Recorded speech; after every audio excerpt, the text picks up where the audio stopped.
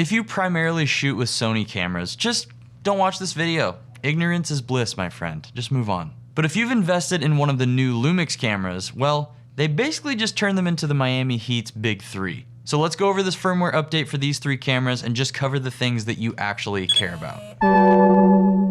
We're gonna start with my favorite camera of the three, the S1R2. To this day, after shooting a lot with all three, this one still just has a little bit of extra magic that I love. I love the sensor.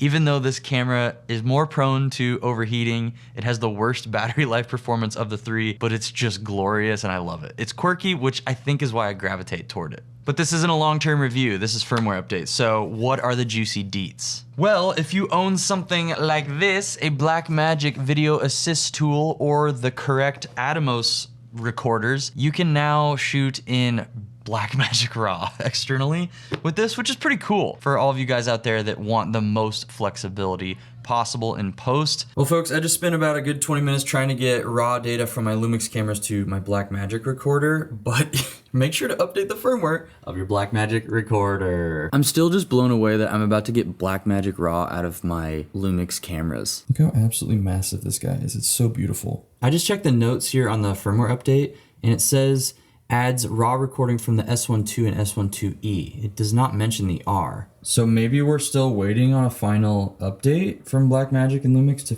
figure this out, so I'm gonna swap the R for the 2. They've also updated this camera where you can shoot raw video and then proxies internally on this camera, so you can automatically have a backup to sync in DaVinci or whatever you use to edit. You can also now shoot in HEIF, photography file. I don't really care about this personally, but I'm sure some of you do, so you got that now. They've also added in the new Urban Sports autofocus mode. It's cool, it's another mode, I guess, but there's still not an automatic mode that just chooses between all the different modes, like people, animals, cars, planes, all that stuff, similar to Sony and Canon and Nikon as well, that just chooses for you, because I don't have time to waste digging through menus while I'm getting shots that I can't replicate. Hey Brittany, do you know how to do any Urban Sports? Also, similar to the S12 and the 2E, you can use timecode sync with the Ultra Sync Blue. It seems like this firmware update for the R specifically is just kind of catching it up to what the 2 and the 2E are launching with, which is great. So everything will be consistent across the board with these awesome features, but they're also sprinkling in some really unique, fun ones just for the R. Like for instance, we now get 8.1K and 7.2K open gate recording internal. Freaking insane. We're also getting the USB-C webcam function in the R, similar to the 2 and the 2E, which is great. I love this feature. I use it in my Sony camera all the time.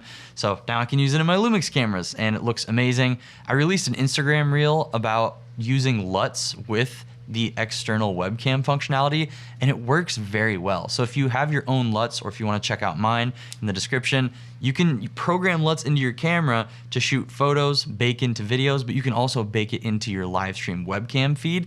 So you can have like a really nice color graded image in your business calls, your work calls, and just look ultra professional.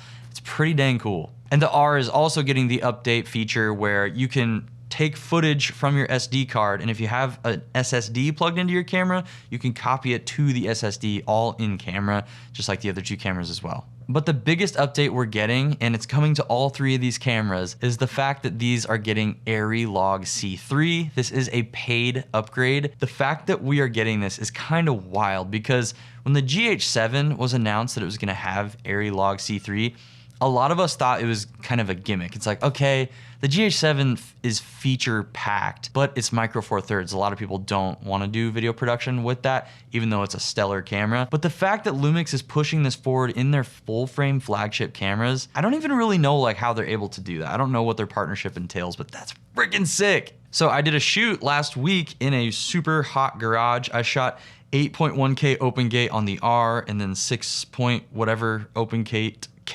Open Kate Hudson, here's a snack. Full frame open gate ARRI C3 on both cameras, doing a little 2-camera shoot interview thing, and dude, it's super fun. Now the thing is, Vlog to me looks absolutely incredible. It's cool that we have ARRI C3, but I probably am not gonna use it that much. But if I were working on productions like I did last year where I was operating an ARRI, we could use this as a B and C camera and actually have them match better. So it's a super useful tool if you're shooting with ARRI cameras and you want to use these on the side. Now, if you do go for the paid ARRI log firmware update, it will change your base ISOs on each camera. For the S1R2 specifically, your base ISOs in ARRI log when shooting in normal, so not ISO expansion, is 160 and 800 ISO. I actually like that it's pretty low, which for outdoor shooting is gonna be amazing. And with DR expansion turned on, it's 320 and 1600 ISO. So you get tons of ISO flexibility with this camera, just like you do in Vlog. And then the last little update with the S1R2 specifically is that we're getting multi-frame guides added into camera, similar to the Lumix S9. So if you're using open gate footage to deliver horizontal and vertical footage to your clients, you can now set a horizontal frame guide and a vertical at the same time. You can drag them around. I think you can change the colors as well. It's the little things. Now let's move on to Jimmy, my S12E that I have blacked out, and it looks perfect. It's not too glossy, you frickers. For the 2E and the S12 that we'll cover last, there's less to go over because all of the stuff that the R got, a lot of that stuff, these two cameras are launching with. So with the 2E, let's jump straight into ARRI Log C3. Yes, it also gets this profile for the paid upgrade, and your base ISOs will be 500 and 3200 on the S12E. How about the S12? Well, it's a very similar story to the S12E. So in ARRI Log C3 at normal ISO, not boost, so normal is 500 and 4000 base ISOs. And with DR boost turned on, it's just 800. There's no dual there. It's just the 800 because it's the combination of the low and high signal to give you a clean one. But just so we're clear and there's no confusion, all three of these cameras